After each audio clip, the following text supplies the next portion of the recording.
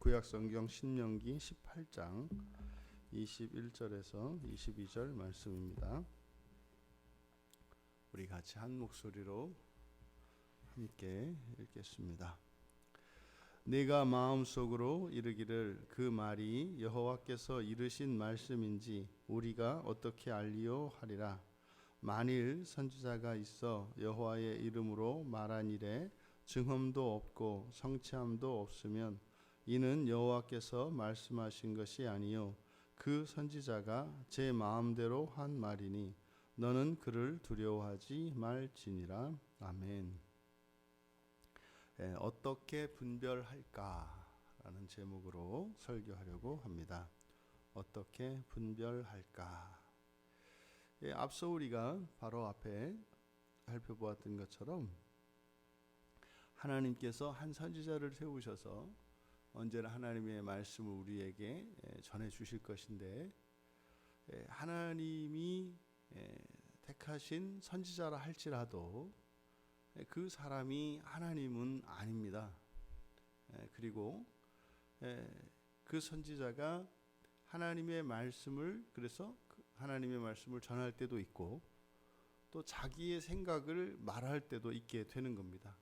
그래서 이것을 우리가 분별을 해야 합니다. 그래서 이것이 우리에게 이렇게 불안감을 줄 것이 아니라 오히려 하나님의 말씀을 대언하는 이런 선지자의 불완전성으로 인해 우리들 자신의 완전에 대한 추구가 더 필요하고 또 거기에 유익이 됩니다. 무슨 말이냐면, 선지자가 만약에 완전하다면 그러면 선지자를 하나님 대하듯 하고 그대로 순종하면 된다 이 말이죠. 그 문제는 그 선지자가 하나님이 아닙니다. 근데 우리는 그 선지자가 하나도 하나님의 뜻과 다르지 않은 말을 전해요. 우리에게는 그러면 하나님이나 그 선지자나 같다 이 말입니다.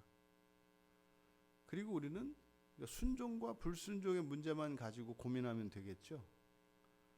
그러니까 순종과 불순종이 중요한 것은 천사들에게 중요해요. 왜냐하면 순종과 불순종은 사역하는 일꾼들에게 필요한 것이지 다스리는 통치자들에게 순종과 불순종이 그렇게 중요하지 않습니다. 순종과 불순종, 그러니까 세상을 통치하도록 하나님으로부터 택함을 받고 부르심을 받은 인간에게 있어서 순종과 불순종은 사실은 부차적인 문제예요. 순종과 불순종이 우리에게 중요한 것이 아니라 우리는 일치입니다. 하나님과의 일치가 중요하다고요, 사람에게는.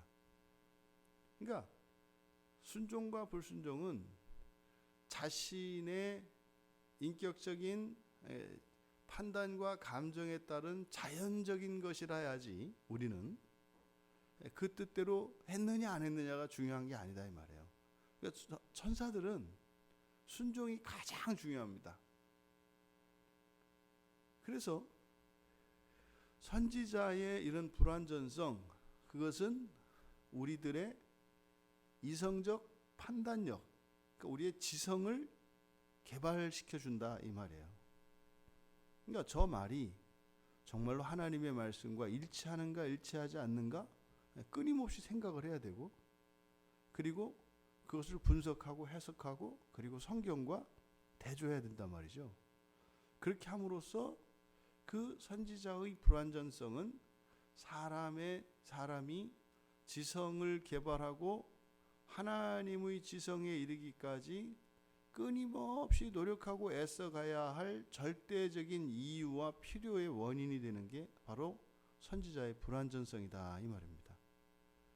지금 우리말 성경에서는 그 말이 여호와께서 이르신 말씀인지 우리가 어떻게 알리요 이렇게 되어 있지 않습니까? 그러니까 여기서는 그 선지자가 맞냐 틀리냐, 이것이 우리의 관심사가 아니라 무엇이에요? 어쨌든 하나님의 말씀을 전하는 선지자가 있으면 이 사람이 진짜냐 가짜냐 여기에 관심을 둘 것이 아니라 뭐라는 겁니까? 그 하는 말이 과연 여호와께서 하신 말씀인지 아닌지를 분별하라는 겁니다. 그러면 그럼 어떻게 알 수 있습니까? 이거죠. 우리가 어떻게 알겠습니까? 그러면 어떻게 그것을 분별할 수 있겠는가? 그런데 지금 원문에서는 그대로 보면 우리말 성경은 이제 긍정의 말씀으로 해서 그 말이 여호와께서 이르신 말씀인지 이렇게 되어 있습니다만, 그러니까 아닌지를 이렇게 되어 있습니다. 원문은. 그러니까 그것이 하나님의 말씀인지 아는 것과 말씀이 아닌 것인지를 아는 것은 다릅니다.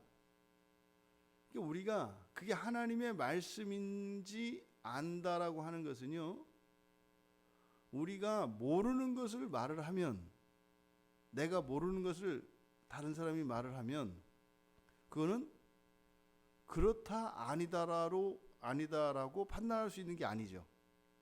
그러니까 내가 모르는 얘기를 하면 그거는 도덕적 판단의 대상이 안 돼요. 왜요? 내가 모르니까. 그러니까 지금 본문 우리말 성경에서처럼 하나님의 말씀인지 어떻게 알리요? 이러면 내가 모르는 얘기는 뭐 이건 판단할 수가 없으니까 그냥 따라가야 된다 이 말이에요. 이게 교회 안에서 오랫동안 교회 안에서 일어났던 일이죠. 중세의 교회들은 성도들이 하나님의 말씀을 몰라요. 왜냐하면 성경이 없으니까. 그러니까 몰라요.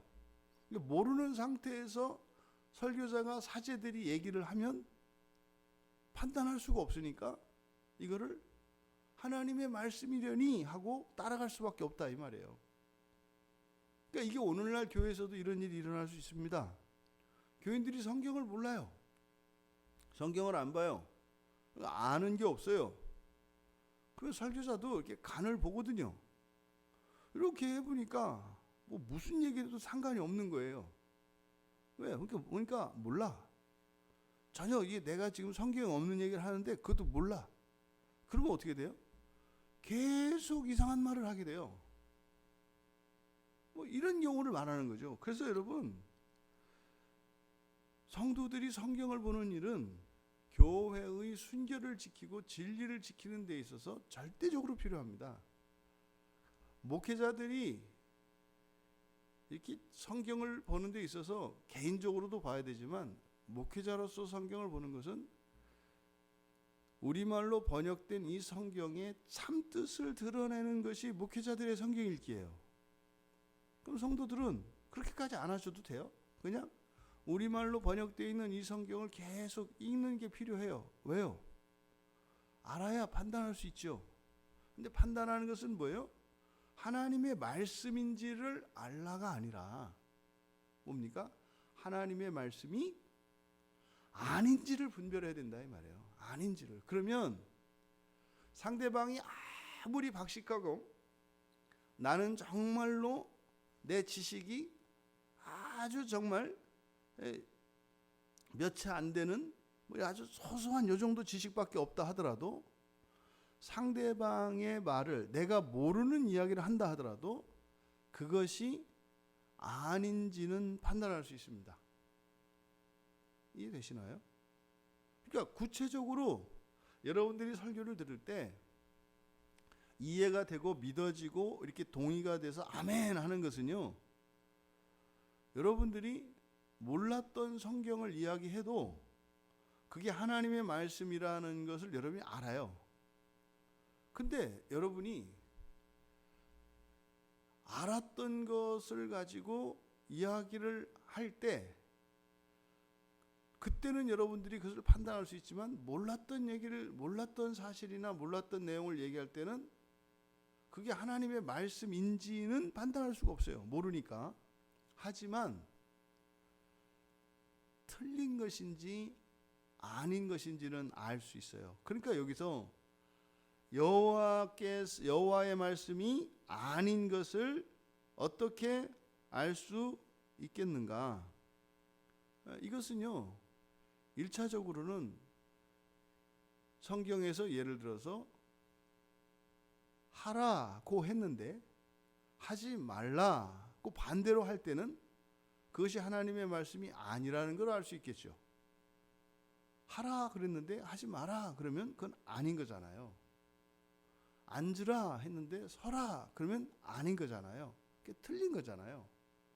그러니까 틀린 것을 우리가 분별해야 되니까 일단 모든 사람들은 그것이 틀린 것인지를 분별할 수가 있어요. 그러려면 기본적으로 성경에 대한 이해가 있어야 한다. 그런데 모른다 할지라도 그 말씀하는 바가 그 사상이나 그 목표나 그 과정이나 방식이나 수단이 이건 아닌데 하는 것을 알 수 있다 이 말이에요. 여러분들이 사람도 사귀다 보면 이 사람의 어떤 스타일이나 뭐 그 사람의 성향이나 뭐 취향이나 이런 걸 알잖아요. 근데 뭔가를 이렇게 이제 내왔는데 이게 누가 만든 거라 그래요. 보면 우리가 아닌데 알 수 있다 이 말이에요. 그러니까 이거를 누가 만들었는지 본 적도 없어요. 했는지 안 했는지도 몰라요. 근데 이렇게 보고 아닌 건 알 수 있다 이 말이에요. 이겁니다. 그러면 우리가 예수를 믿고 또 이 이스라엘 자손들이 광야에서 40년 동안 하나님과 함께 지냈단 말이에요. 그러면 하나님이 어떤 분인지 이들은 이미 철저하게 경험하고 있어요. 이럴 때는 하나님이 이렇게 하시지. 그래 맞네. 하나님 맞네. 이렇게 알 수 있다 이 말이에요. 그런데 선지자라는 사람이 엉뚱한 소리를 할 때 하나님을 경험했던 사람들은 이것을 알 수 있는 거죠. 그게 바로 여기서 하나님의 말씀이 아닌 것을 분별해라 이렇게 얘기를 하는 겁니다. 이게 왜 중요합니까? 이거는요, 하나님의 말씀은 우리가 반드시 따라야 하지만 또 하나님의 말씀에 우리가 모든 게 일치해야 되잖아요.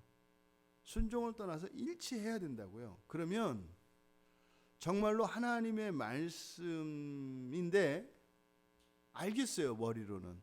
그렇지. 이게 하나님이 어찌 하나님이라면 이렇게 하시겠지.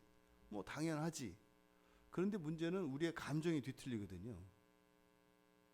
그러면 우리가 감정을 따라서 우리의 판단을 바꾸어야 됩니까?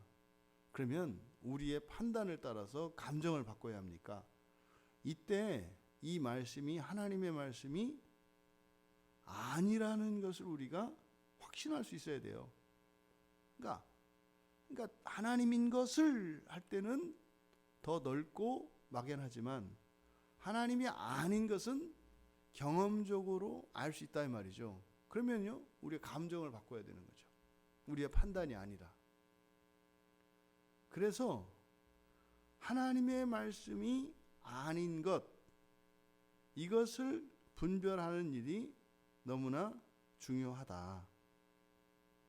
그럼 1차적으로 하나님의 말씀이 아닌 것을 어떻게 아느냐? 22절에서 만일 선지자가 여호와의 이름으로 말한 이래. 그러니까 이것은 여호와의 이름으로 말한 것, 이것은 하나님의 말씀인 증거죠. 여호와의 이름으로 말한다. 왜요?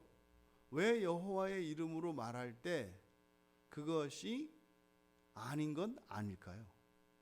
다시 말해서 왜 그게 확실한 하나님의 말씀일까요? 만약에 이 사람이 여호와의 이름으로 이렇게 말을 하면 하나님의 이름을 두고 맹세한 게 되는 거죠. 하나님 이름을 두고 맹세한 거예요. 그래서 그 사람은 하나님의 권위를 빌어서 말을 했기 때문에 그 말을 듣고 있는 나만 듣는 것이 아니라, 우리만 듣는 것이 아니라 하나님께서도 들으시잖아요. 그러면 하나님의 말씀이 아닌데 하나님의 말씀인 척해요. 그러니까 명목상으로 하나님의 이름만 쓴단 말이에요. 그러면요, 반드시 어떤 일이 일어납니다. 그건 뭡니까? 그 말에 증험이 있고 없고 성취가 있고 없고. 그러니까 과연 여호와의 이름으로 말했을 때는 그 말씀이 곧 여호와의 말씀이라면 반드시 그 말씀이 증험이 있든지 성취가 있다라고 말씀을 하는 거예요. 그러면 내가 알지 못하는, 그리고 판단하기 어려운, 잘 모르겠는 그런 말씀이, 하나님의 말씀이 맞는가 틀리는가, 그리고 아니라고 하는 확실한 증거, 그것을 뭐라는 거예요? 증언과 성취라고 얘기를 하는 겁니다. 그러니까 내가 지식이 없다 하더라도, 또 하나님에 대한 경험이 없다 하더라도 그것을 보고 하나님의 말씀인지 아닌지 또 알 수 있는 거죠. 그럼 여기서 증험이 있다라고 하는 것은 이게 하야, 그러니까 되다라는 말이죠. 뭐뭐이다, 영어의 비동사입니다. 뭐뭐이다 또는 되다라고 하는 하야의 번역인데, 그러니까 증험이 있다라고 하는 것은 그대로 된다 이 말이에요. 여호와의 이름으로 말한 그 일이 그대로 되고, 이게 증험이 있다 이 말이에요. 근데 되지가 않아요. 그러면 아니라는 거죠. 또 성취함이 있다. 성취함이 있다는, 여기 이제 안으로 들어가다 하는 동사가 보지 않습니까? 뭐뭐 안으로 들어가다. 그러니까 뭐가 시작이 되다, 진전이 되다, 이런 의미로도 쓰여요. 아, 드디어 그 일이 시작이 됐네. 하나님의 말씀이 이루어지기 시작했네. 이게 보입니다. 그러니까 이거는 진전이 있다. 진전이 있다. 그러니까 가능성이 보인다. 뭐 이런 거죠. 그러니까 그 말이 여호와의 말이 아닌지 어떻게 분별합니까? 그랬더니 여호와의 이름으로 말을 했는데 증언이 없어, 되지를 않아. 그리고 진전이 없어. 그러면 아니라는 거죠. 그러면 아니라는 거죠. 그러면 하나님의 말씀은 반드시 우리의 삶 속에 어떤 변화를 일으켜요. 근데 우리는 알죠. 그게 우리의 환경의 삶 속에 이렇게 증언으로 나타나고 성취되기 시작하는, 성취로 나타나기 이전에 그것이, 그러니까 증언과 성취가 중요한 게 아니라 그 이전에 일어난 것이 우리에게 더 중요한 거죠. 어떤 일이 하나님 뜻대로 우리의 삶 속에서 펼쳐져요. 그러면 그 전에 어떤 일이 일어난 겁니까? 내 본성이 변한 거죠. 내 본성이 변한 거예요. 우리는 그 증언 자체가 중요한 게 아니에요. 증언은 우리들에게는 표적으로서 의미가 있죠. 그러니까 실제로 중요한 것은 우리의 본성의 변화라고요. 본성의 변화를 따라서 본성의 변화가 일어나면 반드시 하나님의 말씀은 이루어집니다.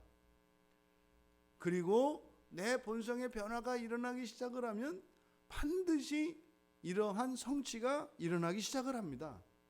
이거죠. 근데 만약에 그게 없어요. 그거는 하나님의 말씀이 아니다. 그래서 지금 뒤에 보면 22절에서는 없고 없으면 아니요 이렇게 되어 있지 않습니까? 그러니까 21절의 질문도 보겠어요. 하나님의 말씀이 아닌지 이렇게 되는 거죠. 하나님의 말씀이 아닌지를 우리가 어떻게 알겠습니까? 없고 없으면 아니다 이렇게 되는 거죠. 그러면 그 선지자가 한 말이 너는 그를 두려워하지 마라 라고 할 때, 여기서 그는 그 선지자를 인정하지 마라 이런 얘기가 아닙니다. 그러니까 우리들이 지금 가지고 있는 아주 심각한 문제 중에 하나는 사람 자체를 판단하려고 하는 거예요. 그 종교개혁자인 그 칼빈이 해서는 안 되는 여러 가지 기준들을 제시해요. 그러니까 교회를 떠나서는 안 되는 경우에 대해서 이렇게 구체적으로 진술을 해요.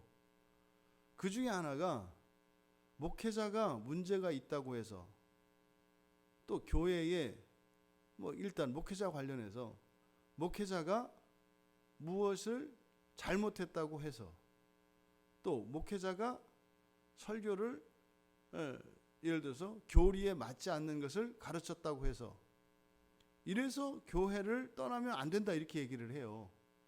왜요? 목회자도 교회 안에서 되어져 가는 거거든요. 성도들도 그 안에서 되어져 가는 거고 목회자도. 그러니까 이 목사가 진짜냐 가짜냐 요거를 따지는 데가 어디예요? 주로 이단이라고 하는 데가 그걸 따집니다. 진짜냐 아니냐. 그러니까 사실은 진짜보다 더 진짜 같은 가짜죠. 그 사람들이.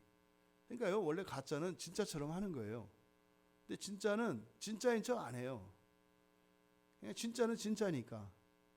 그래서 오히려 이런 흠과 이런 것들이 드러날 수가 있죠. 근데요, 완벽하게 흠이 없어요. 없어 보이는 거죠. 그러니까 지금 칼빈도 이야기했던 것처럼 실제로 우리들이 교회에서 실수하는 것이 뭐냐면 사람 자체를 판단하려고 해요. 또 이제 반대로 이렇게 하죠. 목회자들은 이 사람이 진짜로 회심한 신자인가 아닌가 요거를 이렇게 판단을 합니다. 아, 이 사람은 회심을 했다 안 했다, 진짜다 가짜다. 우리가 그것은 하나님이 판단하실 일이고 우리가 해야 될 일은 뭐예요? 그 구체적인 그 말 한마디, 그 행동, 그 일을 판단하면 되는 거죠. 그러니까 모든 사람에게는 하나님의 말씀에 합치하고 하나님의 뜻을 따라서 하나님이 기뻐하는 길을 따라갈 때도 있고 하나님의 말씀이 아닌 말을 할 수도 있고 하나님이 원하시지 않는 일을 할 수도 있는 거예요. 누구나 다. 그러니까 그럴 때도 있고 그렇지 않을 때도 있는 거예요. 그래서 우리는요, 그것만 판단하면 되죠. 그 사람 자체를 판단하려고 하지 말고 그의 말이나 행동과 그 일에 대한 그의 판단과 이런 방식 이런 것들만 판단하면 되죠. 그래서 어떻게 해요? 아닌 것은 따를 필요가 없습니다. 그래서 우리는 끊임없이 이런 분별력을 가지고 있어야 된다. 그러니까 이거는요, 불안해하고 두려워하고 이럴 일이 아니에요. 그래서 우리들이 그러니까 하나님께서 그러니까 이스라엘 자손들이 원해서 하나님과 이들 사이에 선지자가 세워졌고 그래서 이것을 오늘날 우리들의 신앙에 투영을 시키면 목양을 받으며 우리가 신앙생활을 합니다. 신앙생활 한다는 게 뭐예요? 하나님 닮아가는 삶을 살아간다는 거예요. 신앙생활이라는 게 어떤 종교적인 실천과 이걸 말하는 게 아니라 우리의 목표가 내가 살아가는 인생이 하나님 닮아가는 거, 이게 신앙생활이에요. 그러니까 교회에 있을 때나 교회 밖에 있을 때나 우리는 항상 신앙생활을 하는 거죠. 그러니까 그 믿음으로 산다고 하는 그 믿음이 뭡니까? 하나님 자녀 되기 위해서 살아가는 거예요. 그런데 이 신앙생활에 하나님의 말씀을 우리에게 전하는 선지자가 중간에 끼어 있다고요.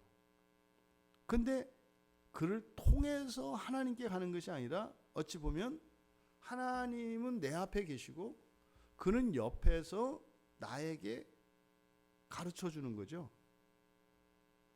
그의 말을 듣고 간다 이 말이에요. 그러니까 우리는 마치 앞을 못 보는 맹인과 같아요. 근데 하나님이 요 앞에 계세요. 그럼 우리의 손을 잡고 인도하는 것이 아니라 옆에서 가르쳐 준다고요. 앞으로 가라. 오른쪽으로 조금 더 가라. 조금 더 오른쪽으로 틀어라. 왼쪽으로 가라. 앞으로 가라. 이렇게 하나님의 말씀을 통해서 우리가 하나님을 향해 가요. 그럼 이 하나님을 향해 가는 것은 우리가 하나님을 닮아가는 거죠. 그러니까 말을 듣고 우리가 닮아가게 돼 있어요. 하나님을 추구하게 돼 있어요. 이게 신앙생활이라고요. 그러니 하나님과 사람이 합의해서 우리가 신앙생활을 할 때 한 선지자의 말을 듣고 하나님을 추구하며 하나님을 닮아가게 되어 있다고요. 그러니까 이게 이제 오늘날 우리들의 신앙생활에서도 그래서 목사라고 하는 것은 하나님께서 세우신 사람이고 또한 우리가 원해서 우리의 필요를 따라 하나님께 요청을 해서 세우신 사람이에요. 근데 이 목사라는 사람이 하나님의 말씀을 전할 수도 있고 그렇지 않을 수도 있다는 거죠. 그 분별하는 책임은 누구에게 있다? 나에게 있다. 그러면 선지자적 역할을 하는 그 말씀을 맡은 목사의 오류와 실수, 잘못에 대해서는 하나님이 판단을 하십니다. 하나님을 판단을 하세요. 그런데 정말로 하나님의 말씀과 상관이 없어요. 틀렸어요. 아닌 걸 알겠어요. 그럼 어떻게 해야 돼요? 그냥 아니네 이렇게 있어서 안 된단 말이에요. 그러면 그거 들고 찾아가야 됩니다. 이거는 좀 아니지 않는가요? 이렇게 물어봐야 되는 거예요. 왜요? 그것은 나의 신앙생활을 위해서도 필요하고 우리의 교회의 신앙, 건전한 신앙을 위해서도 필요하고 말씀을 전하는 그 목사를 위해서도 필요해요. 이거 물어봐야 돼요. 그러면 여기 기준이 있지 않습니까? 문자로 기록된 성경이 있잖아요. 이게 기준이 되어야 한다고요.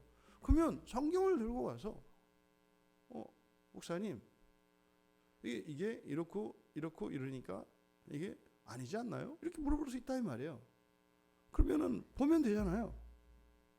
근데 만약에 목사가 인정을 안 해, 이거는 이제 상황이 다릅니다. 이거는 알고 모르고 실력이 있고 없고의 문제가 아니에요. 이거는 신앙의 문제가 돼요.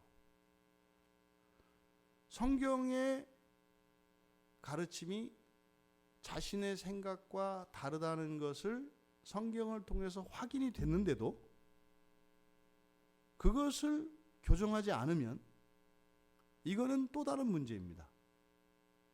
이거는 심각한 문제예요.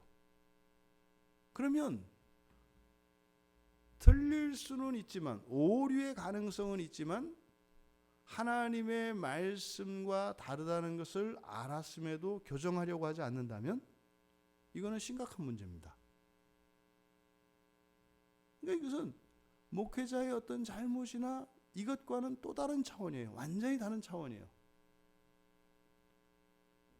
이것이 정말로 일시적이고 일회적인 사건이 아니라 그가 가지고 있는 신앙이고 그 목사가 가지고 있는 이런 인생관이라면 거기는 확실히 하나님이 세운 자가 아닙니다. 확실히 아닙니다. 그러니까 거기는 교회일 수 없습니다. 거긴 교회가 아니에요. 그러니까 교회는 떠날 수가 없어요. 떠난다는 게 없어요, 교회는. 그런데 그가 성경 말씀을 받아들이지 않는다면 거기는 교회가 아닌 거죠.